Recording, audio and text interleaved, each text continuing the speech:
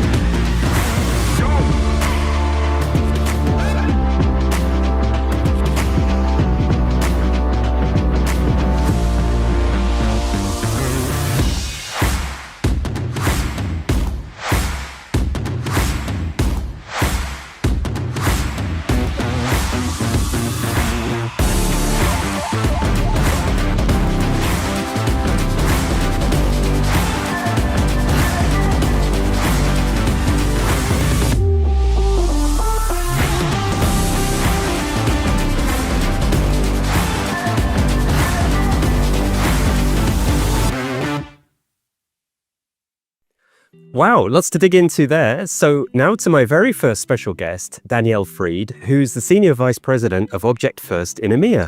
Danielle, welcome. Thank you very much, Andy. I'm very pleased to be here. So before we get into the consumption model, why do you think people are so interested in what Object First has to offer? Because Object First is all about ransomware for the customers of Veeam.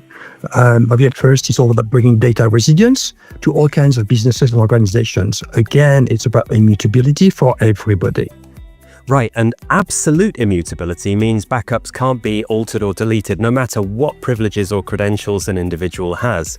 So can you just remind us all why that's so important? Because when you have 60% or 70% of companies which are attacked by ransomware, you absolutely need to ensure that the data is safe and that they can recover it anytime without anyone touching it. It's all about that. It's all about absolute immutability. We are the only one, by the way, in the world today to be capable to offer such solution.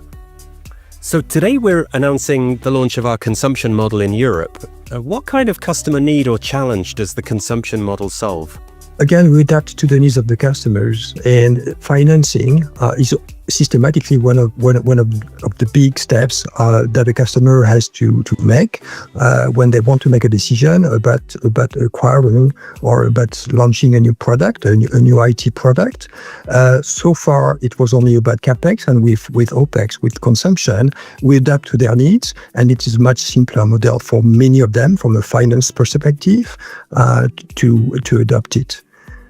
So it makes the budgeting much easier, and it becomes an expense rather than investment. And frees up their capital to do other things that they might need to do in the business. Absolutely correct. Yes. Excellent. So with the consumption model, there are different ways that end customers can get immutable storage from Object First, and also different ways that partners can offer it. Yes, because again, from one customer to another customer, there could be some differences of their needs. They could decide they want to have the data in their data center, on premise, on their place, in their geography. Sometimes they don't want, they prefer to have it with their partner. So all different cases can be used. Well, super flexible all round and good news for everyone. Now, while we have you, Danielle, can you also tell us about the partner program enhancements that we're announcing for Europe today? So we launched not a new program, but an enhanced partner program, so that whether the model which is used by the partner, it's part of the program, they have access to anything that they need, all different types of licensing model of products, all the assets, everything that we can do for them, so that they can please their end users, their end customers. So big launch also for the partners. Oh, that's great. Everything they need in an enhanced partner program, which just reflects that Object First is 100% channel focused. Right. So, Danielle, to wrap it up, can you tell us when and where the consumption model is available? So now, obviously in the US, it was launched a few months back, and from today onward, it's going to be available. It is available in the EU, in 27 countries of the EU, plus UK. Then it's a bit later in a couple more countries, and in 2026 in all of EMEA. Very good. So we're bringing that flexibility to pretty much the whole of the continent. That's wonderful. Well, thanks very much, Danielle, for joining us today. And now let's turn to our other very special guest, Luis Fernandes from IDC. So, Luis, are you there? Can you go ahead and introduce yourself? Yes. Good morning, everyone. I'm Luis Fernandes. I'm a senior research manager at IDC, and I'm part of a team that looks after digital infrastructure strategies across EMEA. Fantastic. And sincere apologies for mangling your name, Luis, with my really terrible Portuguese pronunciation. Anyway, I hear that there's a brand new IDC survey with some very interesting results, hot off the press. Can you tell us more about that? Sure thing, Andy. So yes, this survey is brand new. It's part of our annual digital infrastructure surveys. So we have around 1,500 respondents across 16 countries, 15 distinct industry verticals, and companies of all sizes. We then take a look at these respondents. So basically, we split them up between digital leaders, mainstream, or in the last bucket, we put in the followers or laggers in their approach to IT infrastructure. And so looking at those digital leaders, what can you tell us about some of their main trends or priorities moving forwards? So looking at some of their top priorities in what specifically goes into their data center operations, AI and Gen AI have been playing a big part of the narrative, obviously. Now, next to that come two priorities that are very much connected at the hip with each other. So it's improving security and compliance on the one hand, and enhancing business resilience on the other. Now, this is massive, as this is looking not only at the regulatory landscape, which is a huge deal, not just in the EU, but across EMEA as a whole, as different regions are somewhat blueprinting what was done in the EU and implementing it in other regions on a national level. But also they're making sure that they prevent attacks, the security part of it. And in the case that they can't prevent it, how fast and with confidence can they restore that data? Can they restore those applications and the business to their customers? That's where the business resilience matters in a big, bold way. Well, that's great to hear, because making it simple for companies to be resilient is absolutely what we do at Object First. But I also noticed in your research preview some data around how these digital leaders buy, build, and operate their IT infrastructure. And no surprise, flexible consumption models are popular, right? Yeah, definitely. Look, we found that digital leaders obviously are no strangers to flexible consumption models. In fact, over 96% of them are currently using some sort of flexible consumption model across their private IT investments. These are the digital leaders of all sizes from all industries. They're using some sort of flexible consumption model across their private IT investments. And in fact, if you zoom at some of these smallest companies, that would say like from 50 employees to just under 1,000 employees, we can see that those top benefits that they're looking into is getting a better alignment of IT resources and their usage, enabling their IT staff to focus attention on more added value activities and helping them achieve a better design, better integrated, and better managed infrastructure with that enhanced utilization. All right, so no matter the size of the company, digital leaders are getting benefits from consumption models, but those who are still considering moving to a consumption model, what are they looking for?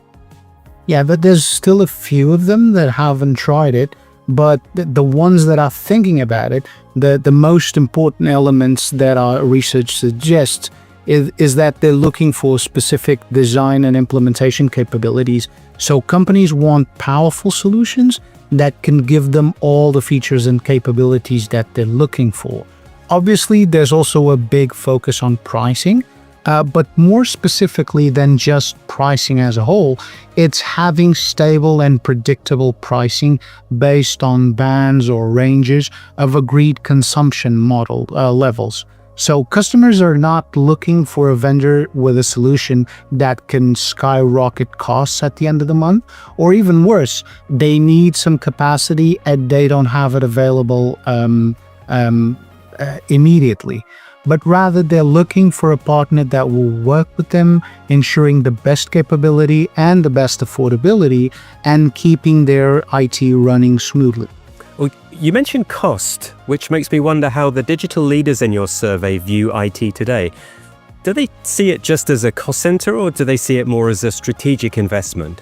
We've seen over the years, and looking at the survey year by year, we actually look at the senior management and how they look at IT. So what we found is that, particularly obviously in the case of digital leaders, almost twice as much as digital followers, the senior management actually sees IT as the bedrock of their company, considering it vital for their day-to-day operation. That like the entire IT ecosystem and the backup solution are no longer seen as like this insurance play that I have tucked in somewhere and just activated when necessary, but it's actually a last line of defense.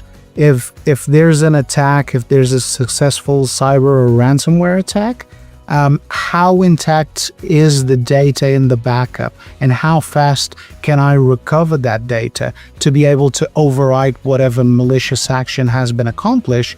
This is what will set them apart from others. In fact, enabling companies to have a formidable competitive advantage or differentiator versus the rest of the market. Well, again, it's great to hear that resilience is seen as such a competitive advantage in the market. And given our topic today, also that so many of those digital leaders are preferring that flexible consumption model. So to summarize, with this new model, does it sound to you like we at Object First are in alignment with what digital leaders are looking for? Yeah, definitely you are. So in EMEA, there's a huge appetite for flexible consumption models. If we add to that the engineering behind the solution that addresses the biggest challenges that those IT managers are facing today, and Object First positioning as a trusted advisor to those customers, it actually gives us the confidence that the strategy is sound and that you can be very successful with that consumption model in EMEA. Well, it sounds like we're on the right path. That's great. So thank you so much, Luis, for joining us and sharing your research and bringing that IDC perspective. Thank you, Andy, and thank you, Object First, from us at IDC for having us. Our pleasure, Luis, and thanks again also to our first guest, Danielle Fried. And of course, thanks to all of you for joining us today. Now, to find out more about Object First or the new consumption model announced in EMEA today, please visit objectfirst.com or scan the QR code on the screen. Thanks for watching.